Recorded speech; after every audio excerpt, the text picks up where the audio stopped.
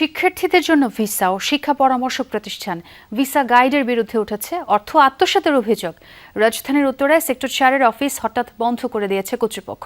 টাকা নিলেও বিদেশে না পাঠানো আর টাকা ফেরত না দিয়ে কালক্ষেপণ করছে ভিসা গাইড। যদিও প্রতিষ্ঠানটির ব্যবস্থাপকের দাবি, অফিস পরিবর্তনের কারণে সেবা দেয়া যাচ্ছে না।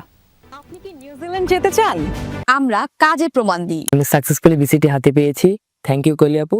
বিদেশে উচ্চশিক্ষা অথবা স্কুলিং এর এমন চটকদার বিজ্ঞাপন হরহামেশাই চোখে পড়ে। ভিসা গাইডও তেমন আশ্বাস দিয়ে কার্যক্রম চালায় উত্তরা 4 নম্বর সেক্টরের একটি ভাড়া বাসায়। তবে 2-3 দিন ধরে অফিসটি তালাবদ্ধ, খোঁজ মিলছে না কর্মকর্তাদেরও। অফিসের এসি ও আসবাব খুলে রাখা হয়েছে একটি রুমে। তালা সব বন্ধ এবং এসিটিসি এগুলো খোলা অবস্থায়। এরপরে তাদের সাথে কন্ট্যাক্ট করলে ফোন ধরছে না বা অনেক নাম্বার বন্ধ। এরপরে কিমি আপু নামে একজন এখানে জব করে, উনি ধরেছে, উনি বলতেছে আমাদের অফিসটা 1 সপ্তাহ পরে খুলবে। আমি বলছি প্লিজ আপনারা একজন কেউ আসলে অন্তত আমরা, কারণ আপনি আমাদের জায়গায় থাকলে বুঝতেন বিষয়টা। দীর্ঘদিন ধরে আবেদনকারীদের টাকা ফেরতের আশ্বাস দিয়ে কালক্ষেপণ করছে প্রতিষ্ঠানটি। আমার তারা ইনটেক ধরিয়ে দেওয়ার কথা ছিল মার্চ মাসে, কিন্তু সেই মার্চ 2026-এ ধরার কথা ছিল, 14 মার্চ থেকে ক্লাস হওয়ার কথা ছিল, বাট তারা আমার ফাইলই প্রসেস করে নাই। আর কোনো রেসপন্স করছে না, তারা আমাদের সাথে কারোর সাথেই করছে না। এখানে অনেক মানুষ আছে যাদের অনেক টাকা।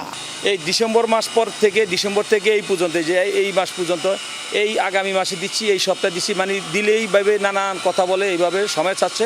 যদিও প্রতিষ্ঠানটির কর্মকর্তাদের সাফাই, অফিস বদলের কারণে বন্ধ রাখা হয়েছে উত্তরার কার্যালয়।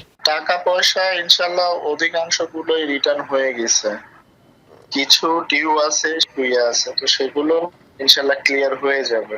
কাল পরশু থেকে কাজ ধরে যাবে, ইন্টেরিয়র কাজ করবে এবং আশা আছে এই সপ্তাহের মধ্যে শেষ হবে। আগামী সপ্তাহ থেকে ইনশাল্লাহ আমি অফিস কন্টিনিউ করতে পারবো। কিন্তু যে নতুন অফিসের কথা বলা হচ্ছে সেখানেও নেই কার্যক্রম। যাওয়ার পর দেখিতে দরজা বন্ধ।